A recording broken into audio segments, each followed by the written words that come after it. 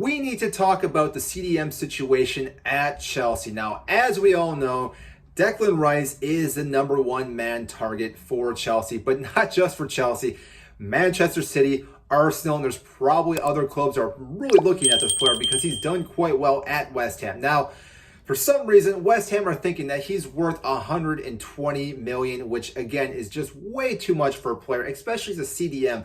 Maybe if he was an attacking player, you could definitely see it. But for a CDM, you're not expecting a lot of goals. Obviously, you're hoping that he can block a lot of attackers coming through in the middle. But still, like I said, 120 million is going to be just way too much. So let's talk about some of the other options that could possibly come to Chelsea minus Declan Rice. Now, the first one I do want to talk about is Calvin Phillips. Now, the reason why I bring this guy up is because if Manchester City do go out and spend 100 plus million for Declan Rice, they're going to have Rodri, they're going to have Declan Rice, they're going to have Calvin Phillips.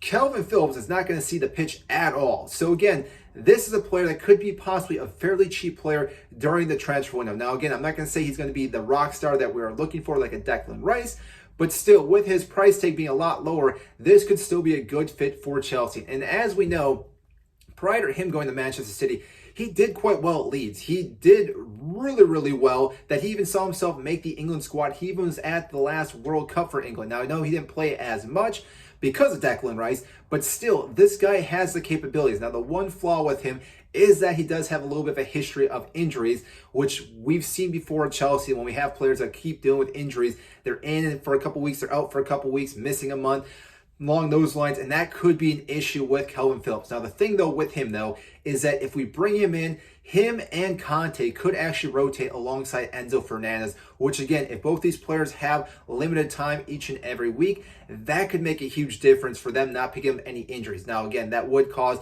a little bit of fluctuation with the chemistry between Enzo and whoever that CDM player is.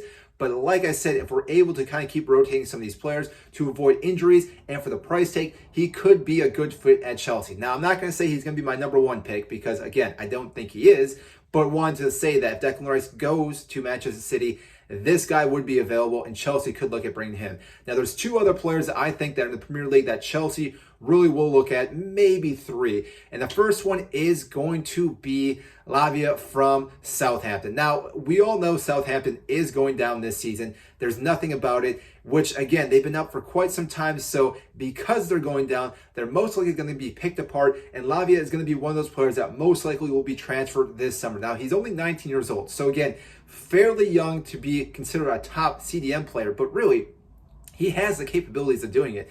And with Chelsea being such a young squad, he would be able to fit into the squad, and it wouldn't just be next season. It'd be season after season after season for us to keep building with the squad to really build a solid team. Now, again, I know we are Chelsea. We're looking to win the Champions or the Premier League. We're not winning Champions League next season. We're looking to win the Premier League as soon as possible. But really, we have to get this team gelling. With Pochettino coming in, a lot of these younger players will make sense because they can run all day long, which is what Pochettino needs, that high intensity. So again, Lavia would be one of those players that Pochettino would love to have at our team. And again, he would go probably for a fairly cheaper price as well because, again, Southampton being relegated, fairly young player.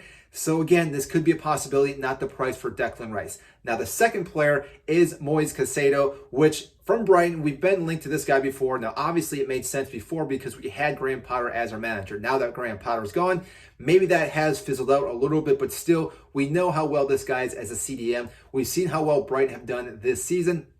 He's adapted to the new manager's tactics, which again has a different time of tactical styles. So again, he would be able to adapt his play style more likely to Pochettino, which again would see him work really well with Enzo Fernandez. Because like I said, Enzo Fernandez needs this player that can kind of roam around in that midfield and cover up everything. So that way Enzo Fernandez can move higher up the pitch.